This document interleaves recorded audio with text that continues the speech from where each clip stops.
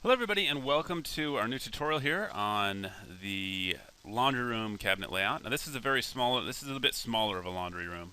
Not super elaborate, but there's some really cool things that I wanted to do with this one and show a new cabinet, or really to introduce a new cabinet that I was thinking about the last couple of days, and I thought it'd be kind of cool to introduce. And I'll get to that in a minute. Let's go ahead to get started here. I've already drawn out my walls. I got 62 inches of wall here. I got 81 inches of wall. These walls are 92 inches tall. That means that the ceiling height from the the underside of the ceiling to the top of the finished floor is 92 inches. I'm going to run the cabinets up to the ceiling here. Just making sure everything's all good to go. Let's see, 92. I'm going to do a 4-inch soffit. You don't really need to worry about that. That's just I want a 4-inch gap above the wall cabinets, the upper cabinets, to the ceiling, and that's where my crown molding and my backer is going to go.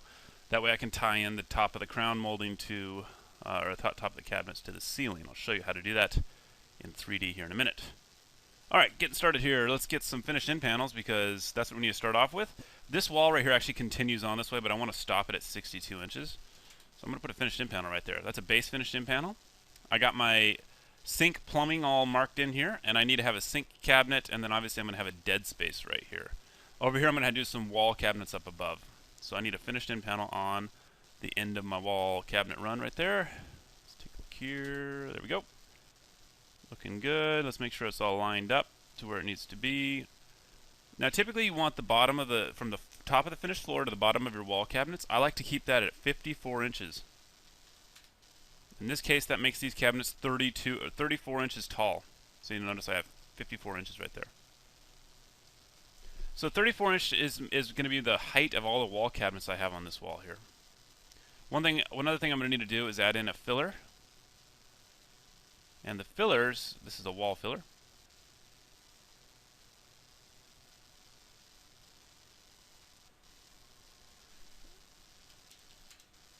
Now the idea behind a filler is the fact that you want to tie in your cabinets to the wall. If this wall is, say, out just a little bit, you're going to have a weird gap there. Maybe the hinges don't work, maybe the doors rub on the side of the wall. Always use a filler. That's just what our standard policy is going to be. Now looking at this thing from a front view, there's my filler, cabinet 42. Cabinet 43 is going to be my finished in panel. Now that I have both of these pieces on here, my filler is 2 inches wide, and this is going to be 3/4 of an inch wide. I know that the distance left over is 78 1/4, so that's pretty simple. If I want to add in a couple of cabinets there, you just take 78 inches, let's just say 78.25, and let's divide that by 3. That would give me 3 separate 26-inch wide wall cabinets, roughly. It's like 26.008. Your measurement is going to be a little off because this is a finished in panel, so obviously we can bring this over just a little bit. So let's do that. Let's see what this looks like. I'm just going to add in a few wall two-door cabinets. Again, I'm going to adjust my height to 34. I've already determined that. And the width, I'm going to make sure those are 26, roughly. There's a little bit of extra space right there by where that finished in panel is. I'm going to bring that over. Okay, having a little extra space right there is not a big deal. So that's what it looks like. That's probably what I do. I think I'd use 3 separate wall cabinets. So that's what it looks like so far. Now, let's add in a sink cabinet right here and see what happens. Alright. First thing to look at here is going to be your 2-door, 1 false front sink cabinet, which is what I like to use. I like to keep these things at roughly 36 inches in width when I can, of course. Now that is not a dimension that you just absolutely have to keep. If you have kitchen sinks or laundry room sinks, a lot of those sinks, like the big sink, utility sink, is going to be based around a 36-inch wide cabinet. Now most sinks will fit into a smaller one. 33 inches is another very common cabinet width. So here you go, 33 inches. And that'll fit most sinks as well. 36 inches is nice because if you have to get up underneath the sink and undermount that sink to the countertop, you have a little bit more space to work with. So maybe be nice to your granite installer and give them a bigger sink cabinet if you can. Alright, so next thing we do is we have this dead space here, this 28 1/4 inch dead space. And we're going to get to that here in a minute, but I want to add in a couple of appliances. Let's add in a washer and dryer. Now these new washer and dryers that they have out, the front loaders, this thing right here is saying this thing's 22 inches deep from the back to the front. I've actually been to Home Depot and been to some of these appliance places. I've looked at them for my own home, and they're more like 30 inches. I mean, that's just how deep they are. They're crazy. So they get to be more like 30 inches deep. So let's just say, for example, this one's still locked in at 22.5. Won't let me change that. Let's just outset that by like 6 inches. And I'll give you kind of an idea here. If this thing is sticking out too far, your door could be impeded by the face of this washer or dryer, or whatever you want to put right here. Now those front loaders, obviously, they're a little bit deeper than the old ones, the old top load washer and dryer. So you have to be careful. What I would typically recommend doing is leaving exactly 30 inches. This is 28.25. I'm going to decrease the width of this cabinet by 1.75. Yeah, I did it. So now I got a 31.25 inch wide sink cabinet. I got 30 inches of space here, and that should be just enough space to make sure that this door opens properly, or at least enough to the point where we're going to have access to the inside of this cabinet. All of our cabinets are custom built to your custom widths, so that is something you can do. You're within your right to do that. Just make sure your sink's going to fit into this cabinet. It most likely will, especially if it's a top mount or an overmount sink. Undermount sinks is a little bit more critical. Undermount is where they mount up to the underneath side of like a granite slab or like a tile or something like that. Most likely you're using an overmount utility sink, probably something that's plastic or even a stainless steel one. Typically those are overmount, so you'll probably be okay. So make sure that the basin width is going to fit inside of this cabinet, so you're not cutting into the divisions. Okay, so let's get into the fun part here. My favorite part of this is going to be this new cabinet. I call it the base block cabinet, B block. That's the code. Let me pull it out of the catalog here. There you go. All right, so okay, so basically this is just it's a cabinet case. I do not know why there's a tail on it right there. That is odd.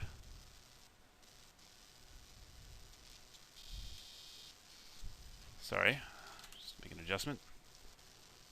How's that fixed? All right, so basically what it is, you have a cabinet case, and then you have this door. It's basically just a plywood edge-banded door, so it looks like this. Let me draw it real quick. So it's got a full overlay door on it. It's basically this big plywood slab panel, edge-banded, of course, on all sides. So it's basically a cabinet case with a big plywood door, and then it's going to be attached using conformat, finished conformat head screws. So you have to have an Allen wrench to put these on and take them off. Now the idea behind this cabinet I thought was kind of neat is the fact that this area, back out of it, this whole area right here is not going to be accessible. And you might be thinking, well, can't I just access it through the sink cabinet? Well, you might be able to if you cut a hole through the side of that cabinet, and that's fine. But another idea I had, this is typically just wasted space. A lot of cabinet makers will just block that off and just say, look, it's gone. You could also put a couple of doors here, but again, you're not going to have access to those doors. It's going to look funny having your washer and dryer butt up right next to the face of those doors. Okay.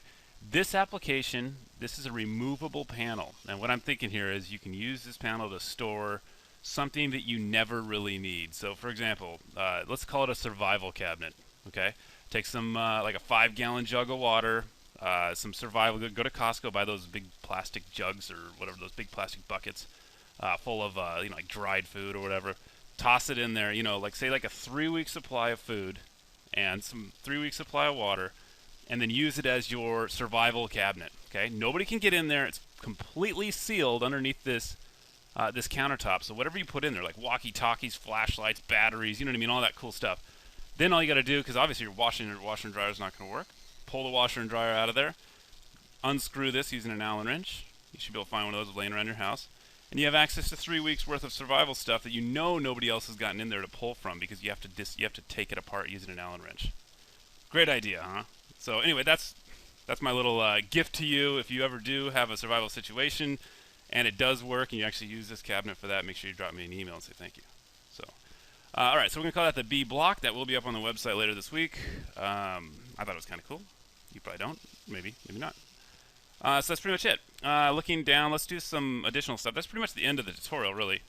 I got it finished in there. I would skin the toe skin here. Let me draw it in for you a little bit. I mean, that's pretty much the end of the actual layout, but I'm going to do some cool stuff here. I'm going to draw in a toe kick. I'm also going to draw in an under cabinet light valance. Maybe you want some light there. You know, to shine down on the dirty clothes so you can see the dirt better. I don't know why people want stuff like that in their laundry room. I probably would, actually. I love lighting. All right, so I'm going to draw some crown molding in. Okay, so I drew in some cool stuff here. What I did was I went through, put all the stuff together. I left the countertop off so you can kind of see how everything works here. Let's see here. Finished in panel. I got some base mold. I'm sorry, base shoe molding. That's in our millwork category. That gets wrapped around the thing. Now, sometimes when you put these cabinets in, you're going to have your floor is going to be off just a little bit. There's going to be a seam. So anytime you run your in panel down to the floor, there might be a seam. May or may not be. You don't have to order the shoe from us. You can always get it locally. In fact, you can even have it to the point where it matches your floor. You can either match the cabinets or match the floor. So in this case, it looks like an oak floor, so you could probably get some trim that they sell with it. So anyway, that takes care of the gap or any uneven gaps. Sometimes you have to shim these things up by almost half of an inch, sometimes 3/4 of an inch off the ground to keep this cabinet level. I also did a toe skin along the face of the toe kick area, and then I put the shoe on the face of that. Up above here, I went through and I did the Portland crown molding with the backer. Now, obviously, you're showing shaker doors here. You can use whatever you want. Personally, I think it looks kind of cool when you get that shaker craftsman look, and then you add just a little detail up above. Now, you can use the shaker crown molding. I use the Portland on this one. I just think it looks it dresses it up just a little bit. Use whatever you want. Shaker crown molding looks just fine as well. Portland looks good too. Adding a little detail here and there never hurts. Same thing down here. I did the flat under cabinet light balance. Now I could always add some lights, some puck lights here, maybe centered on the doors. I think that might look really nice. Give you some nice ambiance if you have the electrical in there and you have the extra time. Other than that, that's pretty much it. And I got my new survival cabinet in here. Be sure to send me the email when you actually need it. And then that's pretty much it. So yeah, feel free to give us a call or send us any questions you have, and we'll get them all answered for you. Thanks again. Have a great day.